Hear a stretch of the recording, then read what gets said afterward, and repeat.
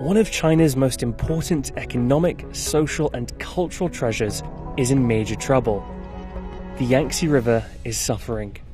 Over time, it's been used for transport, provided fish and freshwater, been used to irrigate crops, and more recently to produce electricity.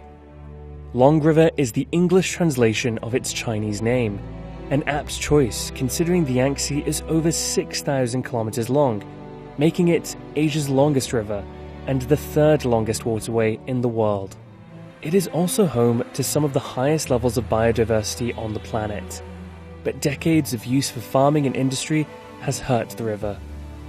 Pollution, harmful sewage, and other waste have damaged water quality, threatening the main drinking water supply for large cities. Originating from tributaries among the towering mountains of the Tibetan Plateau, the Yangtze makes an epic journey through dense forests, deep valleys, and spectacular gorges. The immense river basin covers over 1.8 million square kilometers, home to more than 550 million people, over 40% of China's total population.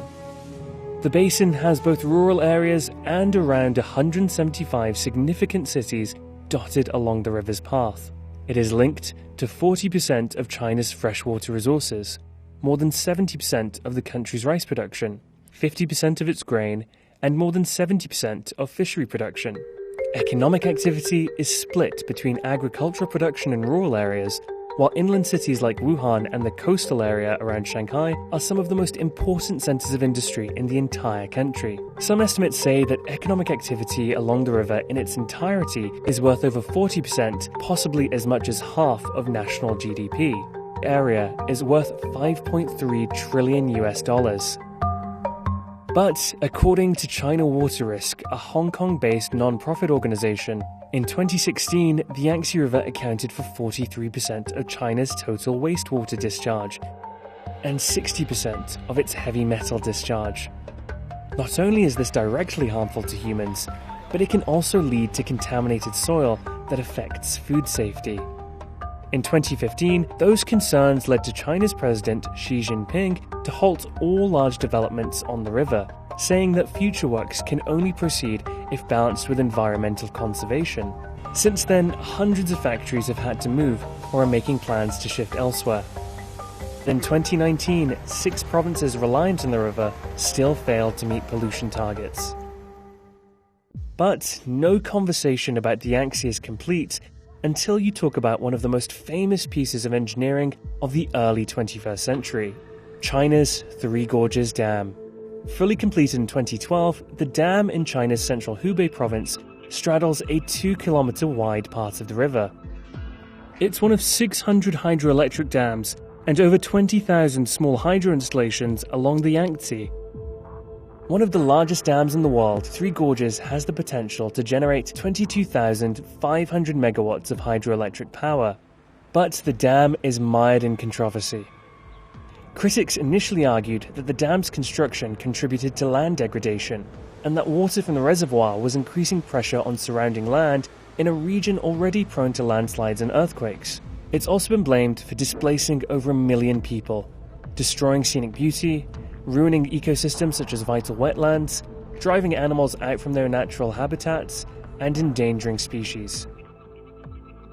This is very significant, given that the river basin supports around half of all China's wild animals, including the snow leopard and giant panda. Aquatic life has been particularly hard hit. The global conservation body WWF says more than 800 lakes have been lost due to land reclamation, and the more than 200 species of fish in the river have declined as a result of human activity. In 1954, fishermen caught 450,000 tons of fish per year. By 2000, that figure had dropped to 130,000 tons, and today it is reportedly less than 100,000 tons. This is why China has banned fishing in some parts of the river for the next 10 years.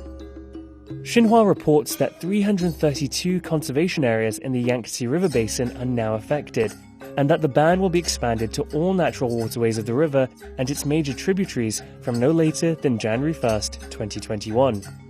A reported 100,000 fishing boats and 280,000 fishermen will have to cease their activities in the area. The government hopes that time will allow the river to recover, replenish, and restore balance to its ecosystem and increase its biodiversity. But time may not be something the Yangtze has in abundance. Climate change threatens to further exacerbate many of its problems through extreme weather events such as droughts, storms, and floods. The river could be the single most important resource that China has, and certainly one that China cannot afford to lose.